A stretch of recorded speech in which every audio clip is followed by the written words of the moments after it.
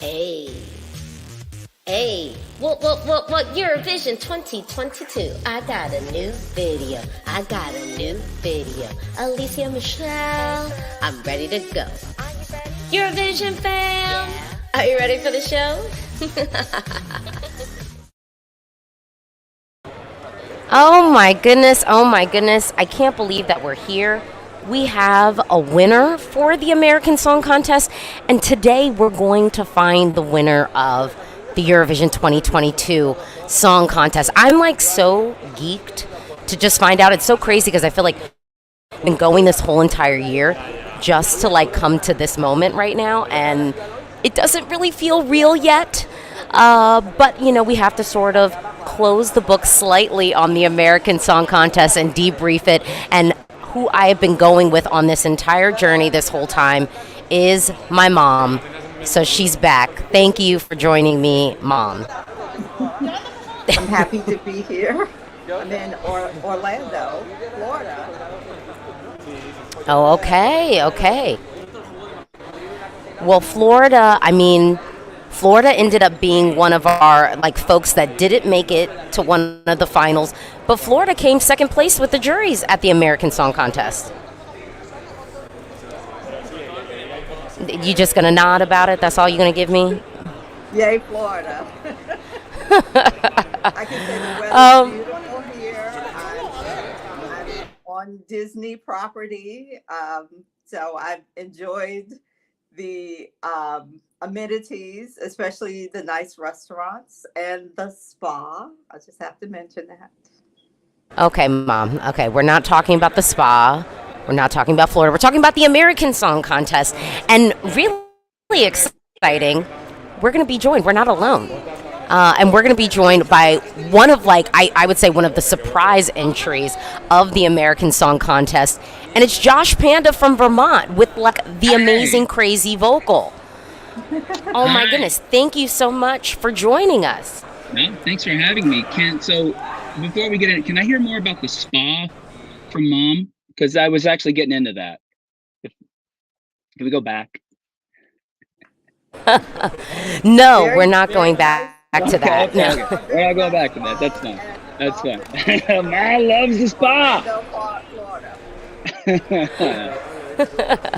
Well, Josh, can you just tell me, first of all, how did you find out about the American Song Contest? They contacted me in the summer of 21. And I went through a process of submission, and COVID got in the way a little bit here and there, but went through the process and made it out there. I'd never heard of it before that, and I'm embarrassed to say I didn't know about Eurovision before American Song Contest. Well, that's not crazy. A ton of Americans don't know. So then when you kind of got into this and then found out about Eurovision, was your mind blown? Like, did you think like that this wasn't a real thing, possibly? It was a little blown. Like I started looking into Eurovision and seeing the videos and seeing the production, and wait, we're gonna do that? I get to do that? I mean, I was over the moon, and especially because this was the first year of ASC. There was no content to look at and be like, oh, this is what I'm getting into. So all we could look at was the Eurovision stuff from the past. And I mean, it's incredible what a production Eurovision is. I would love to be a part of Eurovision.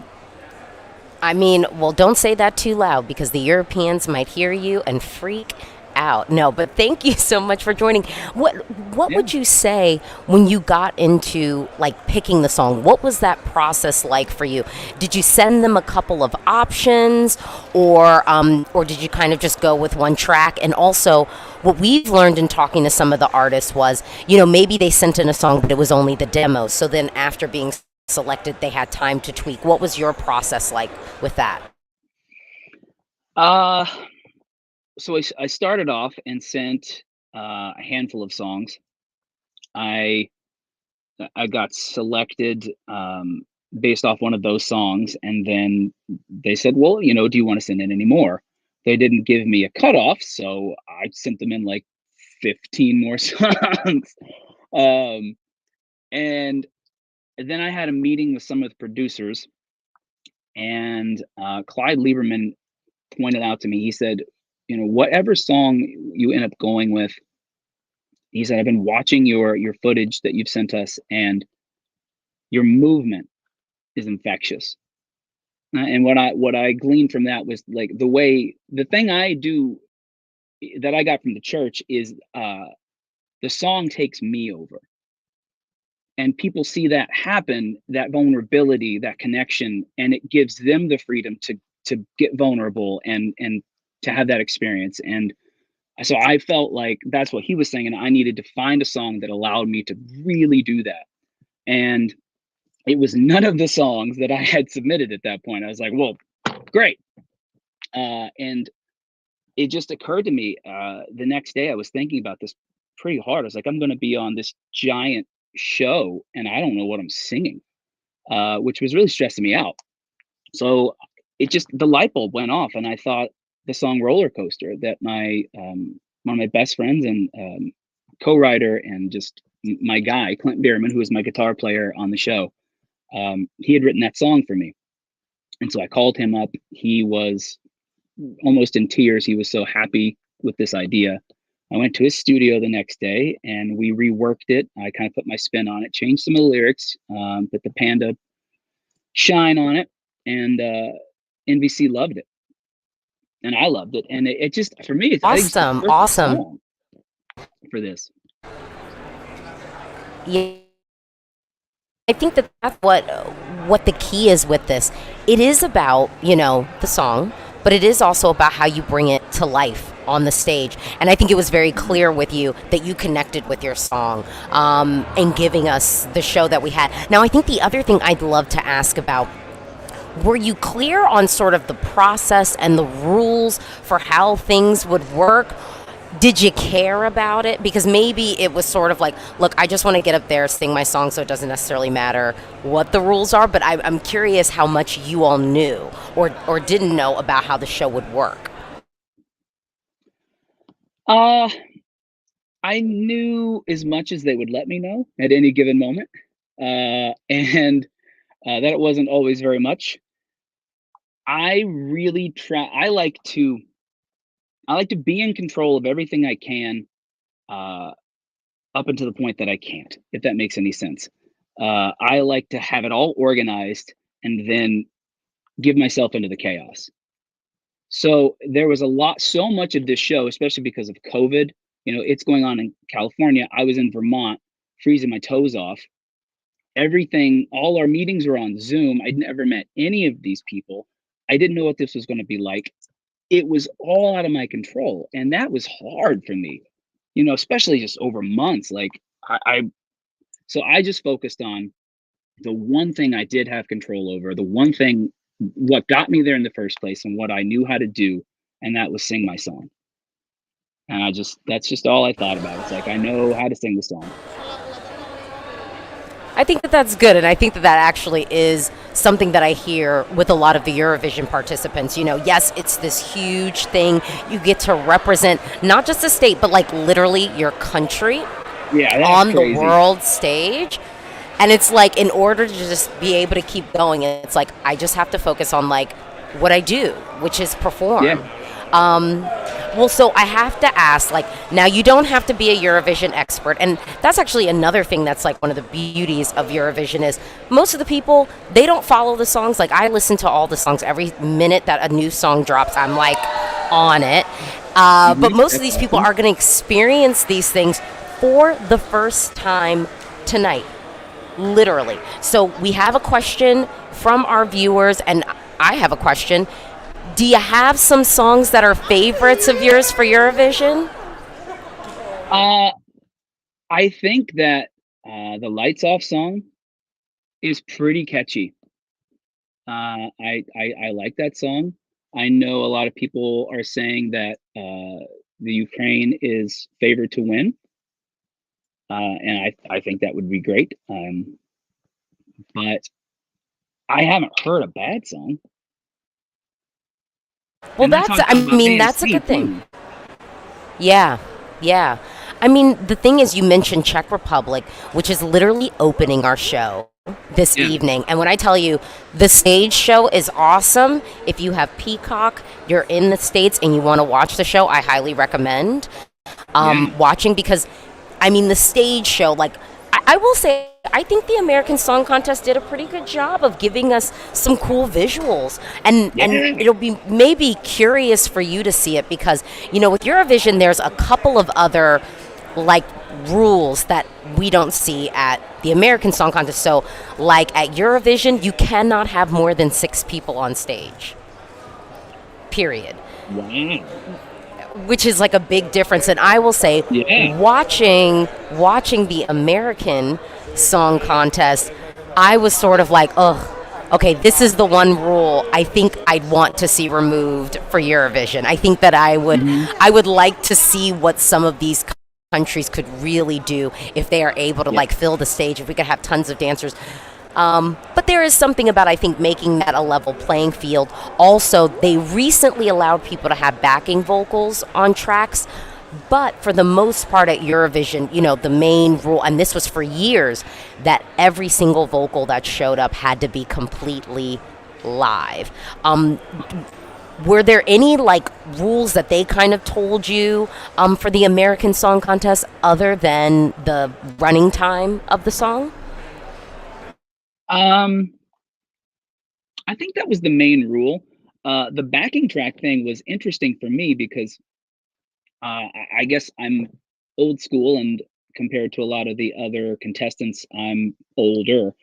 And so, I didn't cut my teeth on TikTok and YouTube. I cut my teeth playing in bars and clubs and touring. And so, I mean, I've been performing for 20 years. And so, and singing, 3, 4 hour shows a night with no backing track, and learning that some people use a little bit of their, lead vocal or their vocal in the track. I never even considered that. I didn't know that was a thing. And I heard, it was nice for me. I heard feedback from some of the younger artists saying that they want to be like me at some point and be able to sing a whole show, a whole song without any help, and that made me feel good.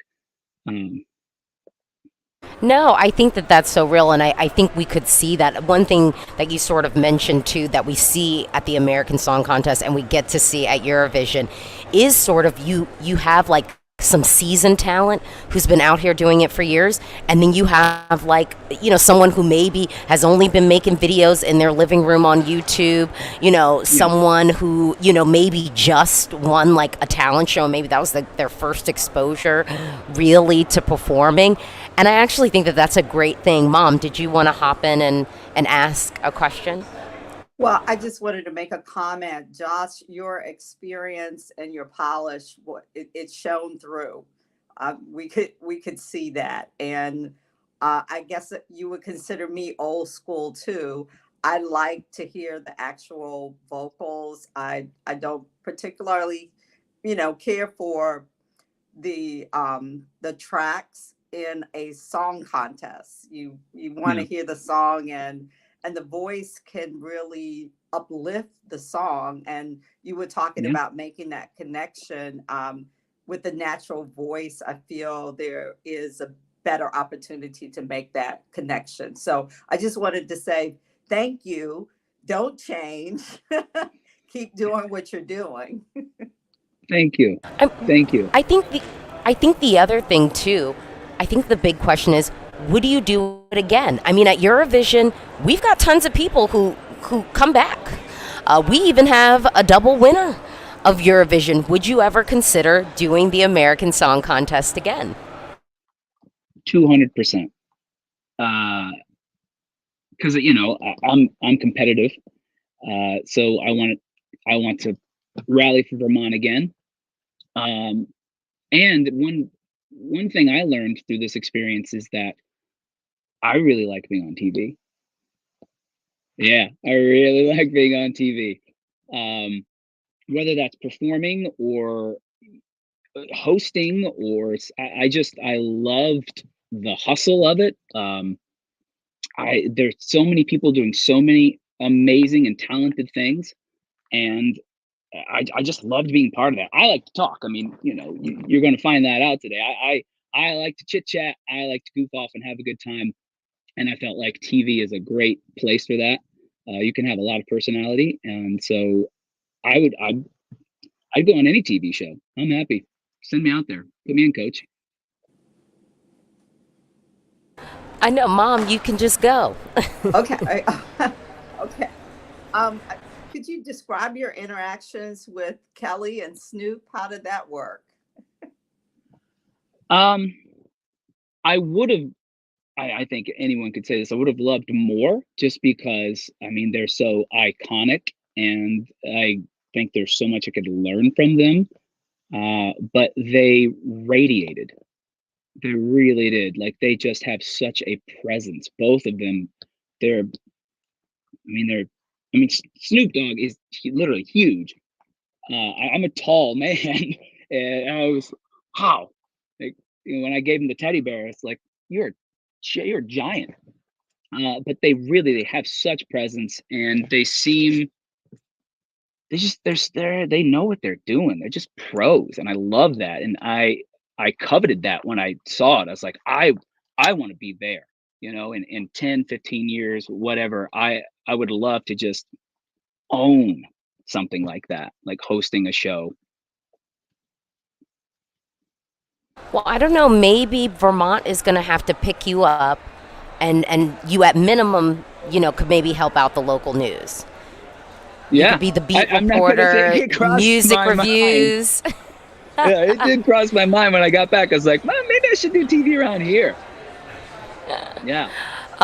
We got a question in the chat. What have you learned taken away from having competed in the American Song Contest, aside from liking being on TV?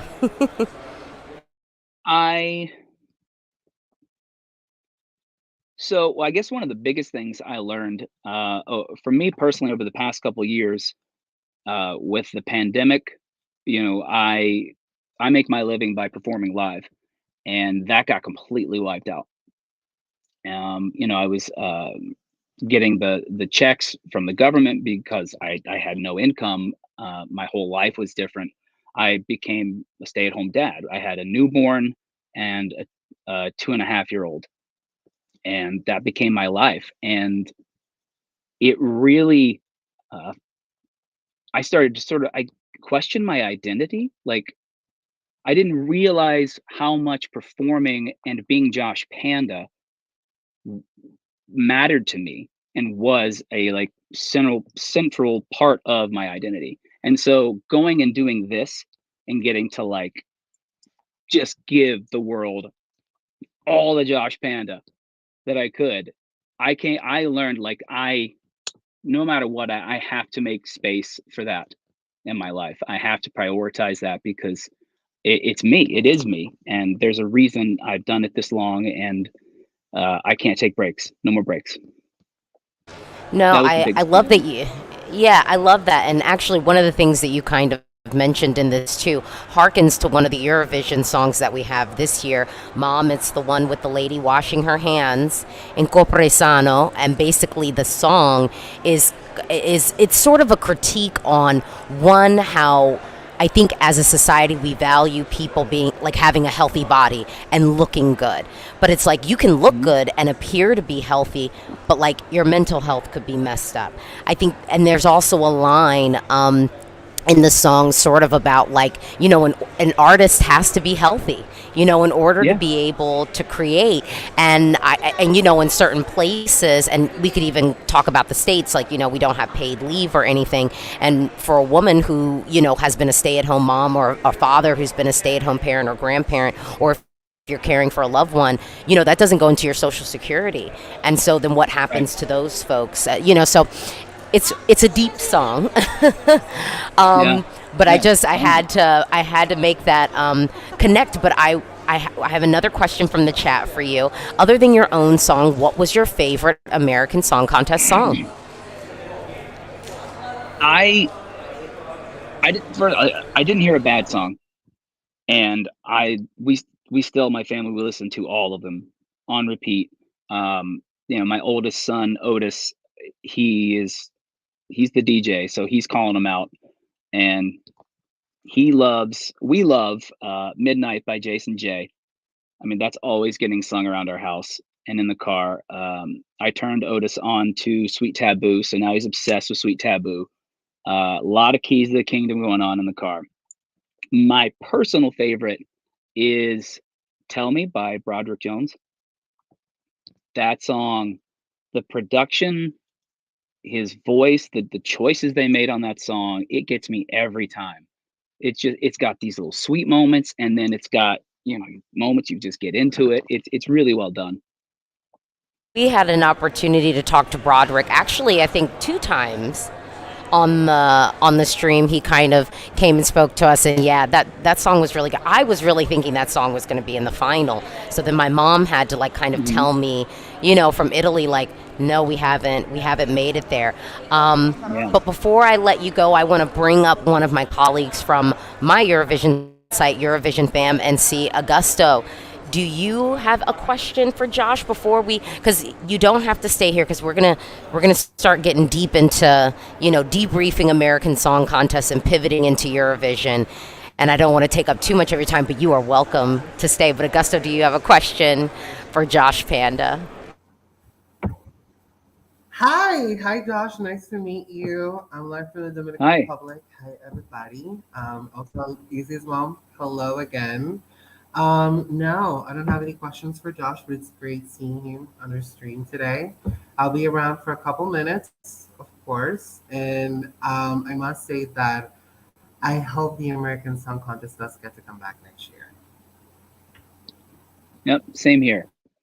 You don't even want to know like my favorite sandwich or something, Augusto? I mean, you got nothing for me? No questions? Well, since you're from Vermont, what would be the best place to go whenever I visit Vermont? To do what? To eat, for example. A good restaurant in Vermont. To eat? Like, yeah. Well, we have a lot of amazing restaurants, and so that's going to be hard for me to pick. I have the place Pro Pig is what it's called. It has a special place in my heart. The founder I'm from North Carolina, and the founder of that restaurant is also from North Carolina, and so he brought all of these like Southern delicacies, all this Southern food to Vermont, and so I love going there just because I get to have some things from back home. The Skinny Pancake is a great creperie in Burlington. It's right down there on the waterfront, so you can have a crepe and then go check out our beautiful lake. I like that. Yeah, I mean, if you like to eat, drink, and be merry, Burlington is a great place for that. I actually went to Sleepaway Summer Camp in Vermont for 5 years. Camp Farwell, all girls sleepaway camp. Oh yes. That's awesome. What town? So I have been. Yeah. I have no. Mom, do you know? Do you remember? She just dropped you off at the airport. And basically. I did after the 15-hour drive to get up there. I was exhausted. Just get in the car, let's go. Where well, are I think from? We're from DC. Both my mom and I are from DC. Yes, but I've got another question in the chat, which is, I think, a notable question. Any new friendships or potential collaborations with other contestants? That is the question, because as much fun as I had being on TV and participating in the show, the most fun I had was with the other contestants. It was like being at sleepaway camp. I made so many friends, and we just had so much fun together, and that's really what I wanted to get out of it. I love hanging out with other artists. The great thing about this show is we weren't all trying to do the same thing, so there really wasn't any competition. You know, it's not like we were all trying to sing the same song or the same genre. Everyone was just so different. It was beautiful. And I mean, and that was, you know, the purpose of the show. So to answer the question, I'm tight with all of the people I met, and I'm looking forward to working with Sweet Taboo at some point. I love singing with those girls. We did a lot of fun singing off camera and having fun. Kali Soul, I would love to work with him, make a beat with him, do a feature. I mean, I could go on and on because I loved everybody I met and would love to work with them in some way. That's awesome. And that's one of the things that when I was interviewing people ahead of time, I was kind of like, have you already gotten a chance to kind of meet some folks and connect? Because that's one of the things about Eurovision that's so great too. You can bring together all these artists, not just of different genres, but literally different countries and speaking different languages. Yeah. And it's so powerful. And actually, perfectly, I can segue so then we can maybe set up a collab now. I've got our girl Alexa. Yeah. Hi. How are you doing? Good. Welcome. I can't hear you. Did you say something? Can you hear me? We can hear you. I can hear you. Okay. You sound great. I can hear you now. Okay, cool. I can hear you now. All right. Just testing. Well, no, I'm like, we've got all of this technology to bring us together. I am in Italy here in the press center for Eurovision. I've got Josh from Vermont. We've got Alexis that represented West Virginia in the building for the American Song Contest. So this is the big question, Alexis. Would you do it again? I guess so. Yeah. I think I got to come with a stronger song this time, right? But yeah, I would do it again. Or a semi that Alan Stone is not in. Do that. Or maybe we write a song together next time. Something like that. We team up. That's what I'm going to go for. I'm going to pitch it to him. We'll need to do the inaugural class of the American Song Contest Super Band, since there is no person limit on the stage, and we can set that up. Exactly. So how's that going over there? Sorry, go ahead. No, I was just gonna, before Josh leaves, I do have a question. Any conversation around an American Song Contest tour? I mean, that's what I want to do. I think we could put on a pretty amazing review. If everybody just sang their one song, you could fill up a nice big chunk quickly. You have the same we're sharing backline, sharing a backing band. I think that would be amazing. So I'm pushing for it. I'm glad you brought it up. I bring it up every chance I get. Hopefully someone in power is going to hear that and say, yeah, let's do that. And the city in Vermont was Newberry. Newberry. Okay. Yep. Mm-hmm. Okay. Awesome. Go for it, Alexa. First of all, that would be awesome to tour. I feel like, did I read something about that we were going to be doing that like before we even did the show? I don't know why I thought we were supposed to be maybe doing something like that, but I don't know. And then how long would that show be, right? Because everybody has a 3-minute song. That would be cool though.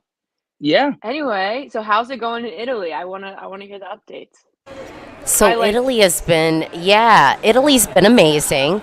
And so I know, Alexis, you were familiar with Eurovision before throwing your hat in the ring. So before I even kind of tell you, I think the pulse check, which also all the folks in my comments are asking me to kind of report out, but I don't want to cloud anyone's mind. But Alexis, what are some of the tracks that you're loving? I know there's already one that I know, but you got to say it for the people what your favorite song this year is, or some of your favorites. Well, Sweden is my number one. That's my girl. I'm ready for her to win, take it all, take it home. Who else was really good? I thought Spain was also really good. And yeah, I think those are my favorites. I mean, I'm banking it all on Sweden, but yes, yeah. Augusto is a very big Spanish fan. I'm literally in the press room sat with like some of like the Spanish press and some of the delegation literally around me. So I promise this is a completely unbiased opinion, even though I am truly like embedded with Spain right now. No, I think what's going to happen is I think Ukraine is winning.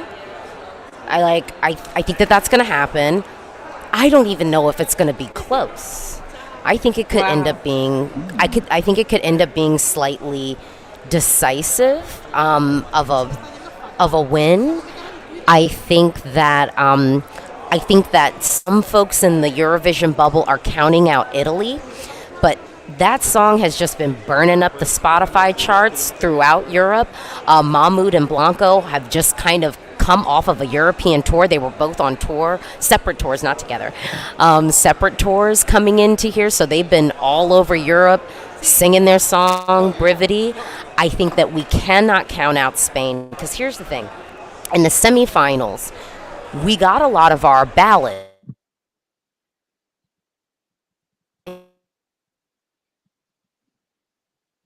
And so I think that would tell some people, like, oh, Europe must be not looking for a party. But they have not been served the party that is Chanel. Okay, Yeah. it's slow-mo. Yeah. They have not been served anything like that, in the semis. So it's hard to tell. It's hard to get a pulse check. I think that Sweden's going to do quite well.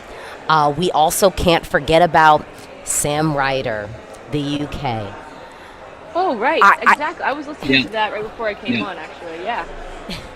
I think, this is somebody who amassed 12 million TikTok followers in basically less than a year, which is not an easy thing to do if you're not, one, talented, two, likable, and I think just down to earth and real. I think he really is a nice guy, and it's easy to connect with him, and you see that in his stage show. I'll tell you this. If the UK isn't top 5 with the juries, we gonna have to open up an investigation. That would just it'd be something about this ain't right.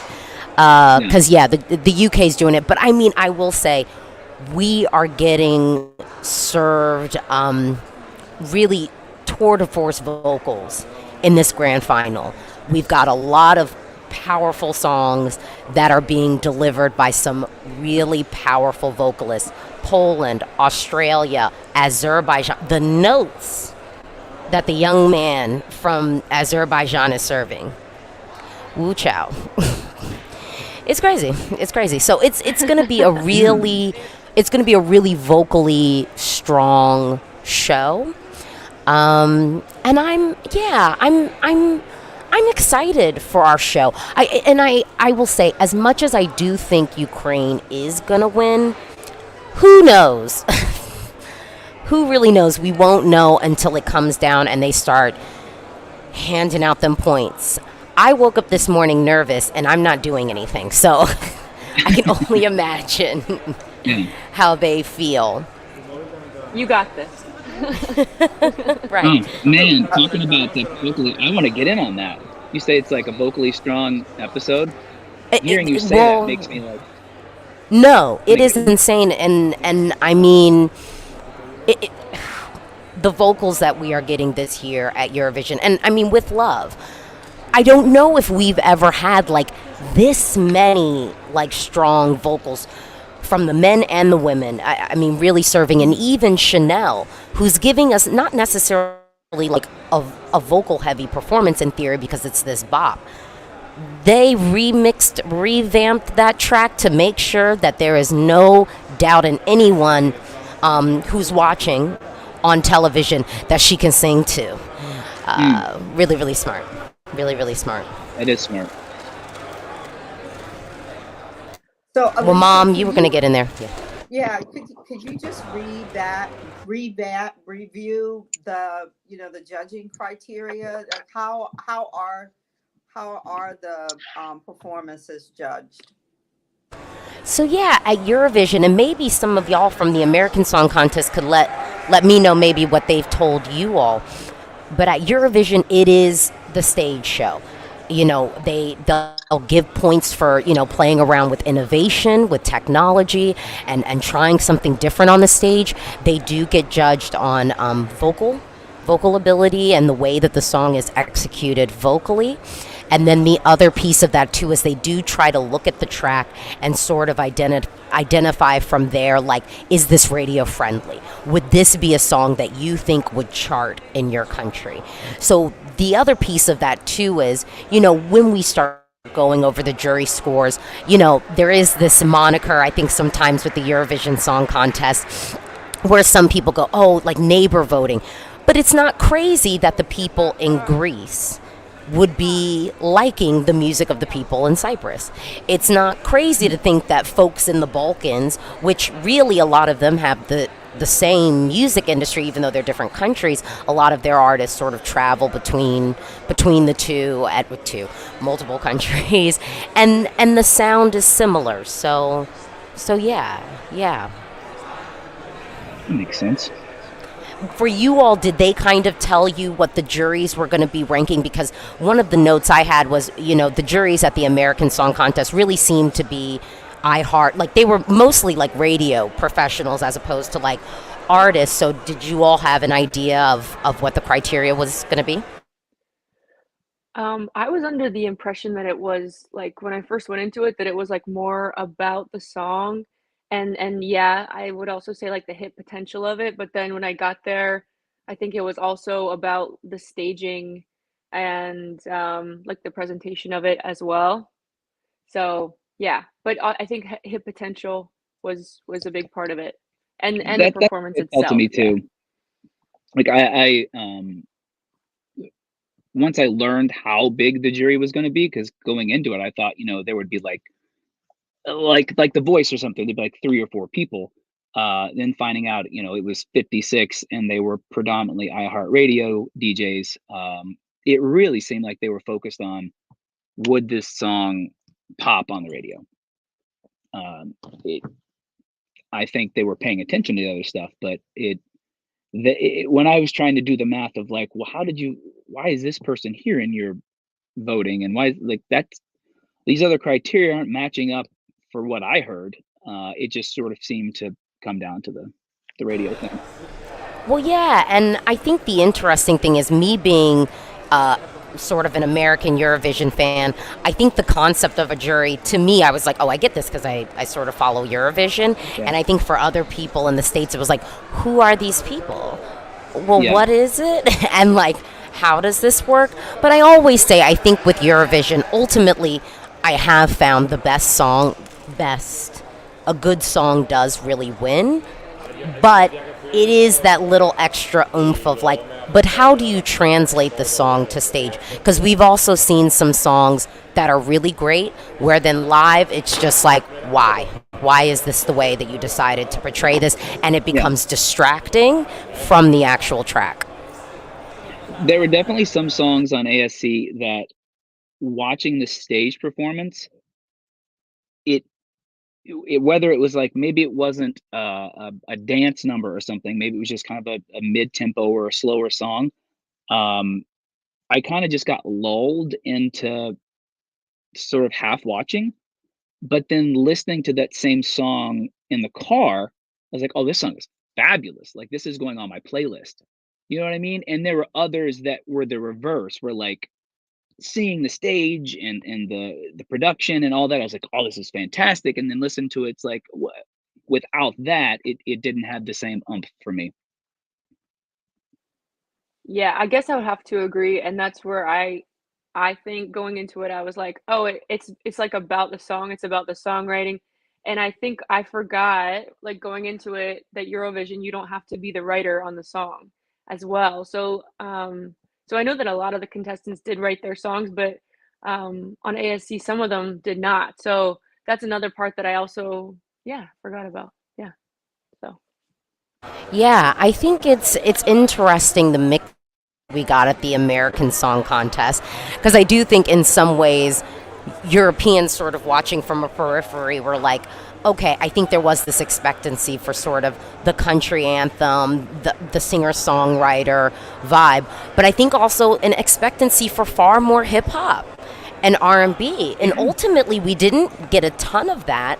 And I would also say, I think, from a European perspective, I think that that's something that at Eurovision hasn't always been executed well.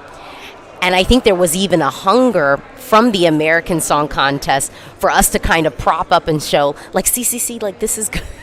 Like, this would be, like, really cool to see. But it was interesting, I think, how it came down. I think ultimately it seemed like they were looking for not just the song, but I think also interesting artists to showcase, and looking at the diversity from that perspective, not just the sonic diversity of the show that they were putting together and being like, okay, well, we need to make sure we've got some hip hop. We need to make sure. I think they really went with sort of personal story and artist. Mom, did you want to speak on that?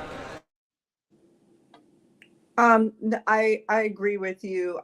It made me think about some of the other known performers on the American Song Contest and Song Contest, and I just wanted to ask, Josh, what did you think? Because they seemed to come in, they performed. I'm thinking Jewel and was it Macy Gray, and they performed, and then they were off. Was that a surprise to you guys, or what? I would be curious to hear about your thoughts of competing, being in a competition, with a Michael Bolton. What are your thoughts about that? Well, going into it, they said that there might be some special artists, or, like, I don't know if maybe they called them legacy artists. I don't remember what the word was, but they said there would be some folks, and we would find out when everyone else got announced.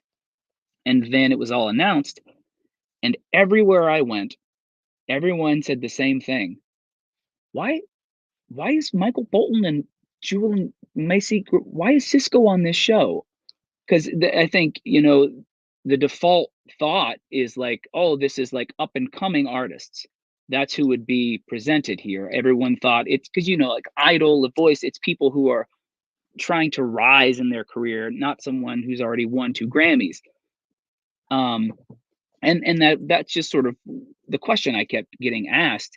And then people saying like, oh, are you nervous about that? Or what do you think? And I never thought twice about it, because I was coming from a place of, it doesn't matter what you've already done. It only matters what you do up there.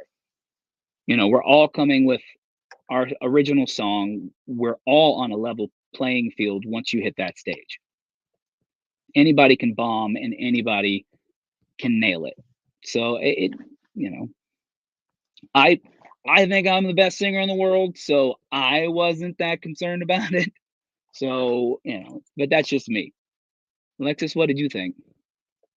I would say, again, don't forget about the dark horse, who was Alan Stone, who people were like acting like wasn't a star, and it wasn't like.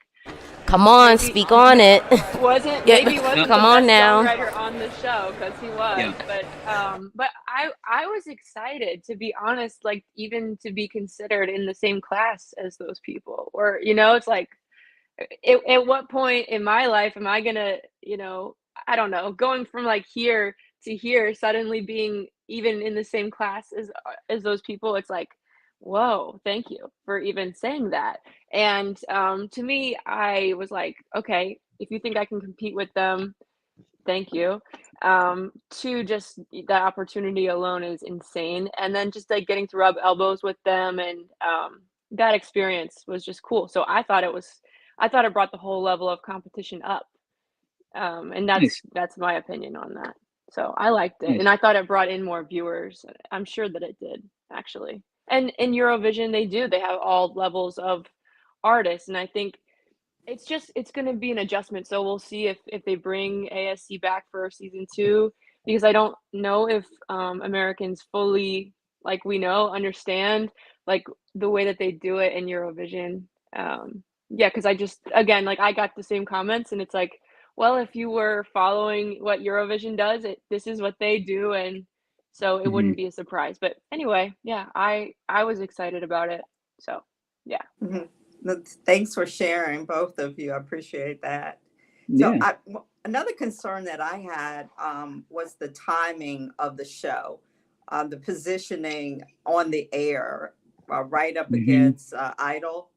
I think. Yeah. And I used to watch Idol religiously, and I kind of backed off of it. But I feel like they eliminated some potential audience when they put it, right up against Idol. Yeah, that's a great point. My mom was saying the same thing.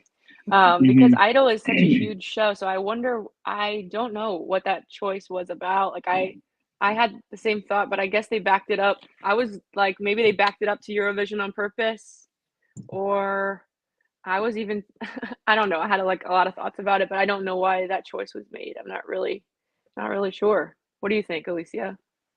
Well, I don't think that they will be making that choice again. I wrote a whole article, and actually it definitely got some legs, where basically it was just 10 recommendations to make sure that the formula for the American Song Contest would be a little bit more refined, and hopefully with that refinement would then be able to be back not just for a second or third, but a fourth or fifth, and so that we could get to our 66th broadcast, which is the 66th broadcast of the Eurovision Song Contest. Now, we talked about some favorites. Mom, everyone has been asking me your favorites. I think I've done some of my videos where I've told them, because your girl Malta didn't make it through. I know you liked it, but she's not in the final. I try to prepare you for that one.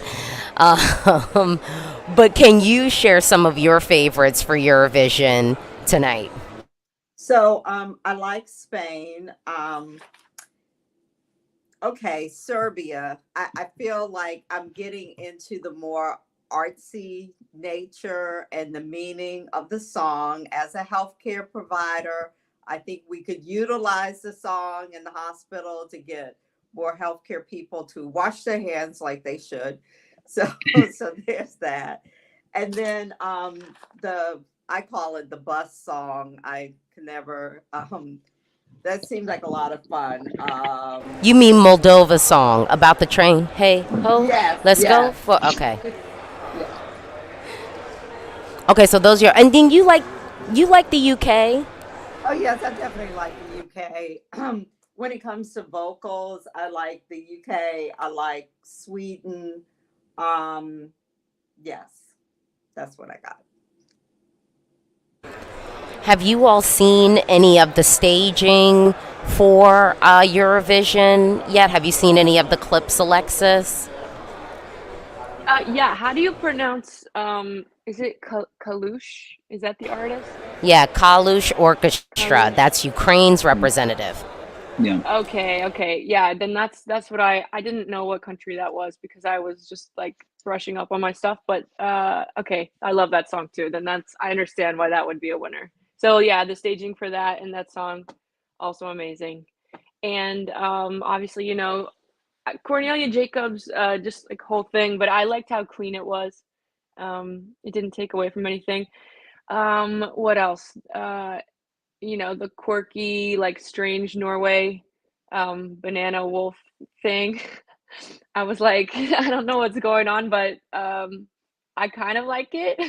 I kind of hate it, but yeah, it was fresh. So yeah, I liked it for that reason. I will tell you with Norway's execution, they don't talk. In interviews, you never hear them talk at all. Hold on real quick.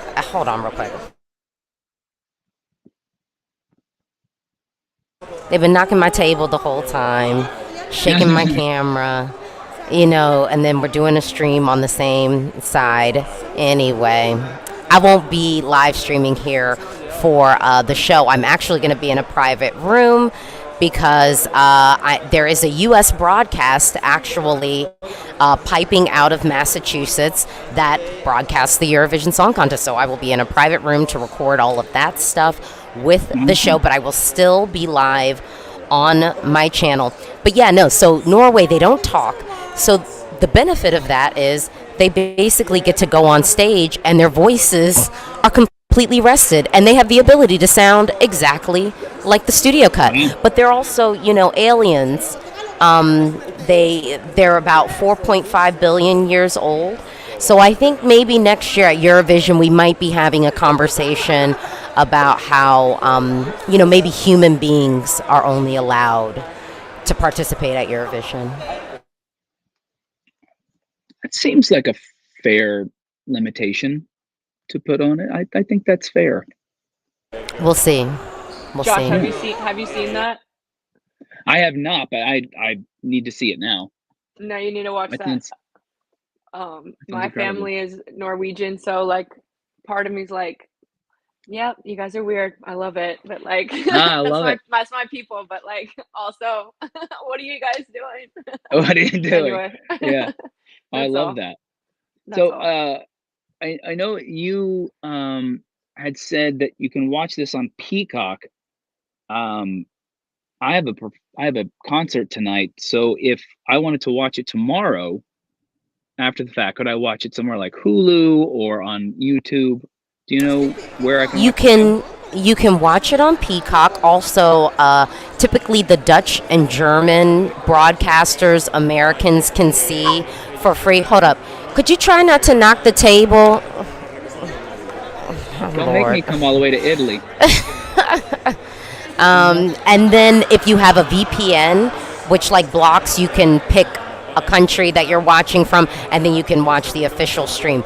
The benefit of watching the official stream is that you don't have to worry about any commentators, because apparently this year with Peacock, even though I'm kind of excited about this, Johnny Weir is our commentator. So Johnny Weir will be walking Americans through the commentary of the Eurovision 2022 grand final. But yes, you can, with a VPN.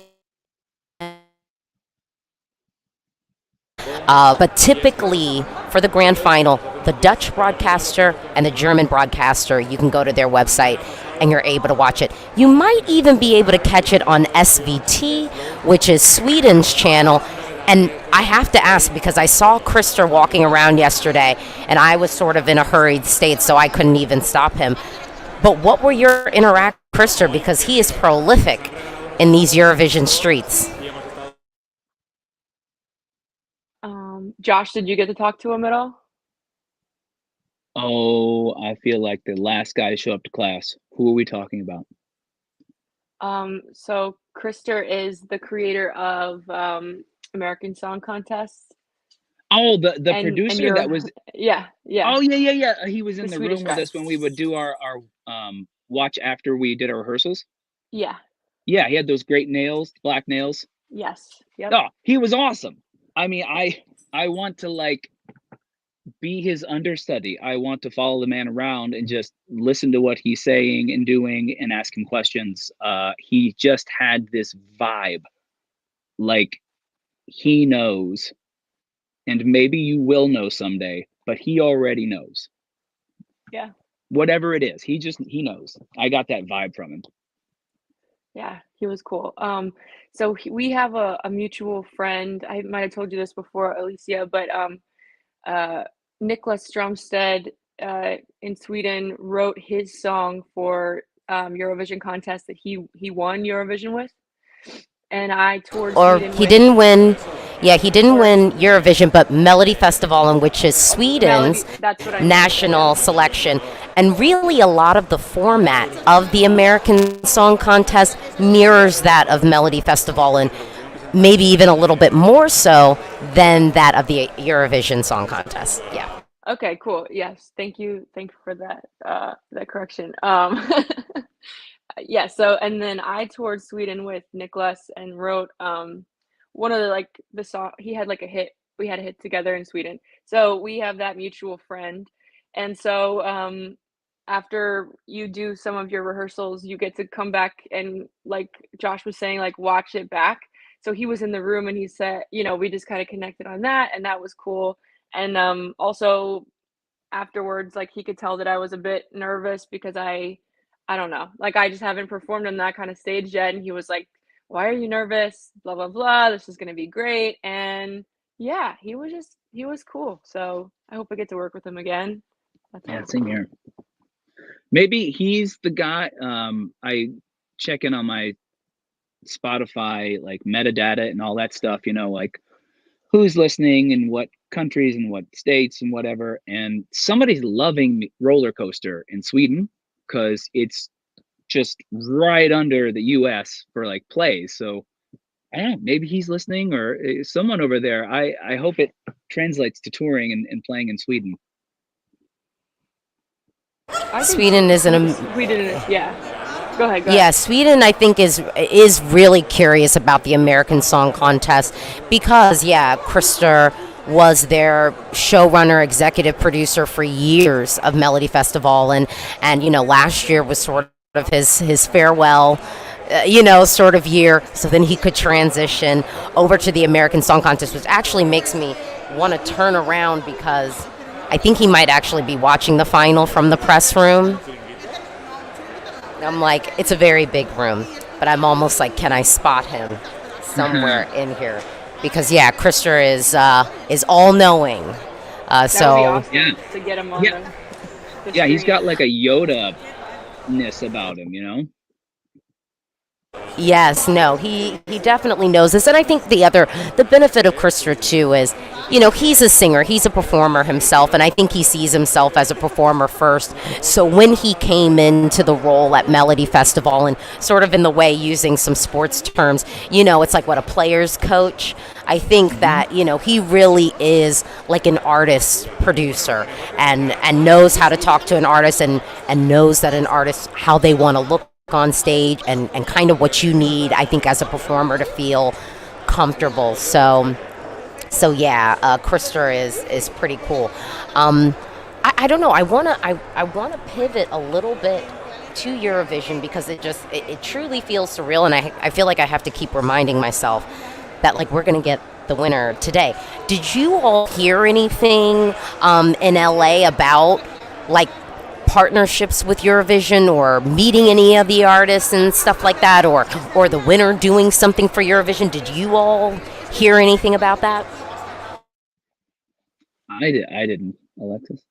Unfortunately, I did not, but I'll try to make something happen with somebody. We're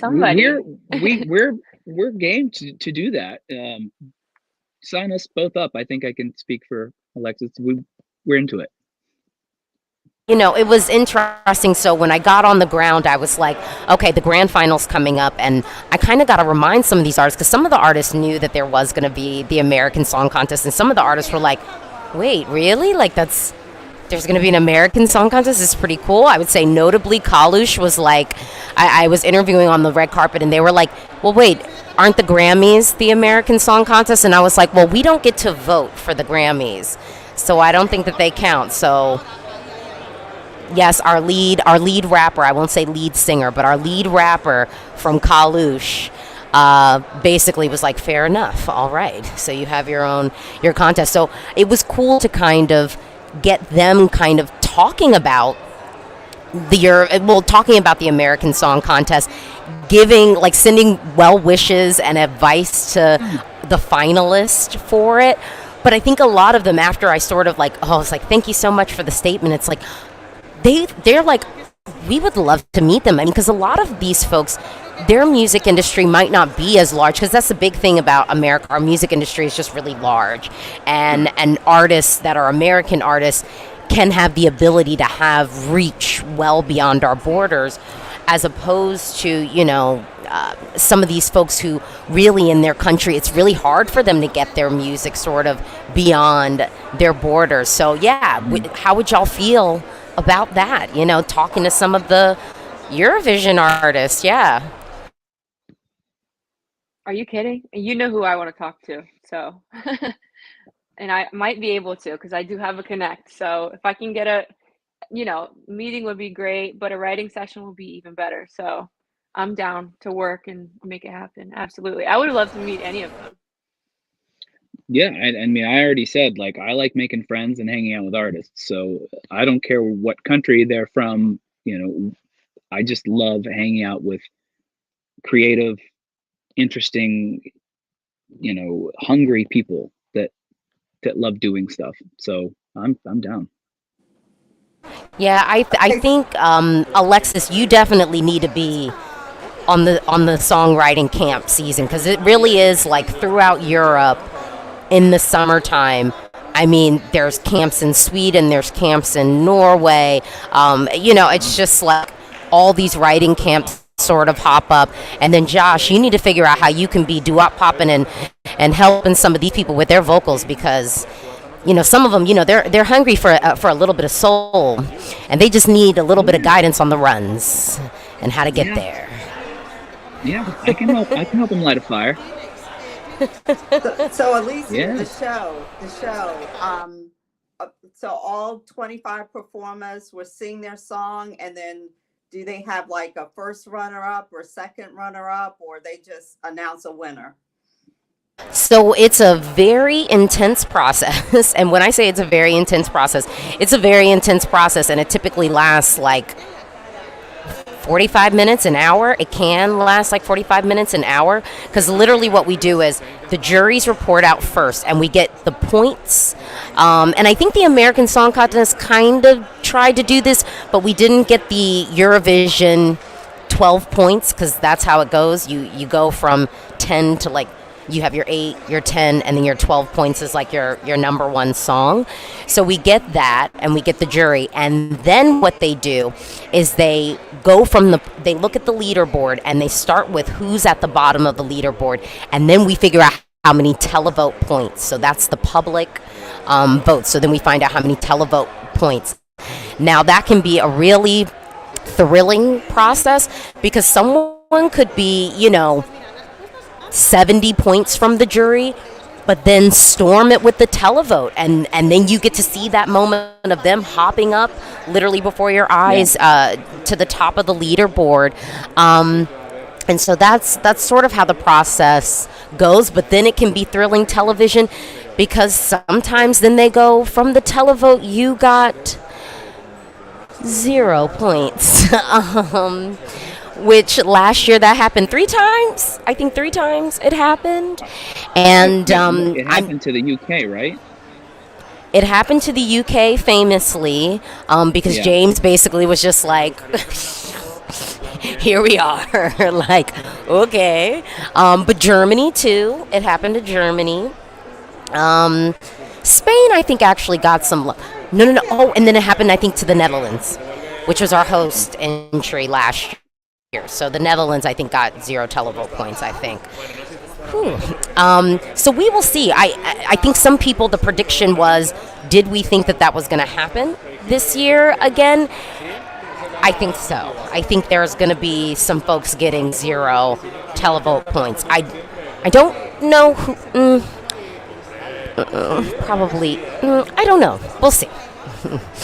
So, Alesia, you haven't had a chance to watch the last American Song Contest performance, right? The show itself. I did not. Okay, I did not. Because they did give the points, and that's exactly how they did it. They did the jury, and then they added the television. Well, you know who came up with this voting process, basically? Krister. Yeah, because they used to not deliver the points in that way. When Sweden sort of took the reins of hosting the show, we then had a shift in how it was done, because that wasn't always how it was done. We would sometimes do it where it was like, okay, the top televote point. So then you'd get that moment. That's the only thing that kind of sucks about this format, is you don't know who won the televote. You don't really know, and then the numbers aren't completely clear. It's not like so just like with the American Song Contest, it's not like we know that there's a pot of XYZ votes. So it's like someone could really get like 200 televote points, and you're thinking, oh wow, that's a lot, and then turn around and someone gets 375. So it's pretty interesting. Anything can happen, truly. And, I do think the odds have been correct at predicting our winner for the past couple of years, at least the winner, not necessarily the whole ranking. But it is always fun to kind of watch the show and see if we get a surprise. And with the pulse of Europe this year, I was thinking that maybe we might have a little bit of a surprise. I thought our pool of winners was 5 people. Well, 5 people, 5 countries. So the pool of winners I had picked out was in the front, Italy, Spain, and Ukraine. And then kind of maybe to crash the party was UK, Sweden, and then my dark horse was Greece. Greece's entry. Okay. But now, you know, as we get closer to Eurovision, you know, you can kind of hone in the focus a little bit more. But again, I think it's been very difficult to really get a gauge and pulse on Europe. But the semis give us little clues. We called them our sad boy trio, who had these very deep power ballads in semifinal 2. And some people, sometimes in years, it's like, okay, well, people are just going to pick one. And like the idea might be like, okay, maybe we only get 1 or 2 of these, but we're not going to get all 3. Well, we got all 3 of them. And then in semifinal 1, we sort of had our cool girl sad trio. And we got all of them. Let me pull up this comment. Thank you so much. I really hope for Sweden tonight. Cornelia really sings from her heart about what she feels, and it captures me emotionally. I mean, Alexis knows this, and all the people watching me who have seen my reaction.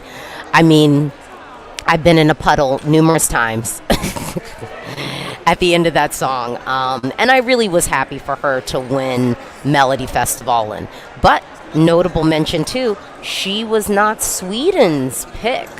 Really, they had Anders Bagge was the winner of the televote in Sweden. And then I would say also even with Spain, Chanel only came 3rd in the televote in Spain's national selection. But it's interesting that these folks who technically weren't like the winners of their like national selection by way of the people voting, we're talking about them as winner potential at the Eurovision Song Contest. And I sort of bring that up, and I wonder, you know, I've had some people since I've been in Europe go, well, no, like the people should be able to vote what represents their state, and I feel very viscerally like, no, thank you. Like, I think we actually had good songs picked. I don't think we had any issues with that. And I just don't know what that process would be like for 56 places, some of whom, you know, don't even maybe have their own dedicated local news, meeting some of the islands. So so I was like, I don't know about that. But do you all have thoughts around the selection process, or maybe thoughts as artists for how you think maybe a selection process for the American Song Contest could go? I can make it quick. I don't know how their process worked, but I think they nailed it, because I thought there was a very broad amount of talent was represented. You know, like people in places that's like you said, you know, maybe we thought there would have been more hip hop on the show, but I just loved everybody. That there were some really talented people and individuals. You know, they like not folks you might just glaze over. Like there were some real individuals with a lot of personality and character, and representing their state well. I thought it was a great story and narrative that was written. Yeah, I mean, I'm happy with who was selected, personally, but at the same time, I do think that maybe it would be interesting if maybe we did try something a little bit more like the European process. Maybe it would get the states more invested in the show if they had, you know, like a state competition on the way up to the big stage at ASC. Ooh, I that's don't know. interesting. It's just a thought. Maybe it could get everybody a little bit more invested and excited about the bigger show. But I mean, I have no problem about how and who was chosen. I think they did an amazing job with the show. Alesia, you commented on the audience and how how the audience selected the use of, I guess, digital technology and the impact that that had on the selection process. Could you elaborate on that a little bit more? Well, you know, it's interesting because I think what the American Song Contest did is what maybe a lot of Europeans wished that their national selections did, and I think what even some Eurovision fans wish. And so at Eurovision, the jury and the televote, it's a 50-50 split. I would prefer maybe a 60-40 split at Eurovision, personally. I think it's easier to influence a body of 6 people than it is the masses. But you know, I'm also a slight conspiracy theorist, so so I think that's a thing. And I think what ended up happening is the usage of the ability for people to just vote online so easily and also spread their points so easily maybe was too much. I think if people are going to vote online, limit it to like 3 people you pick. You can't just go sprinkling points for everybody. We got to find a winner, okay? And I think it would make things a little bit more decisive. And then I think the other side of that too was, I mean, ultimately because it wasn't a 50-50 split, really once you looked at whatever the televote winner was, that was going to be the winner. The jury really didn't seem to have much sway. And I mean, with what the televote did, I mean, we ended up seeing basically Alexa and Riker, who have fan bases that are very young, very tech savvy, able to win. And I'm not saying it's wrong or anything, you know, I'm not saying it's wrong, but it's just, I think it's a fact, that they didn't even have to watch the show. And I don't think that they were watching, but they definitely were getting behind their computers, their phones to vote for their folks. And I just think if we're thinking about the long-term sustainability of the viewers of the show, I think that they'll have to maybe rethink that to a certain degree. You also mentioned the fact that they are not the ones that are probably listening to the radio, and if they were looking for a song to be played on the radio, you know, that's not necessarily who the audience was voting for. This particular audience are not radio people per se. Yeah, I mean, I also think too, like when we think about the longevity of the show, and I'll just name it sponsors. You know, iHeart is going to look, country and urban radio makes a lot of money. Urban radio, like, and by urban I mean really not even urban, it's really more like an urban adult contemporary, so like a station my mom would listen to, makes a lot of money. We know Latino radio people still listen to, and then country radio makes a lot. So if we've got a jury that's being heavily represented by radio execs, they're thinking about like, where can I kind of drop this song?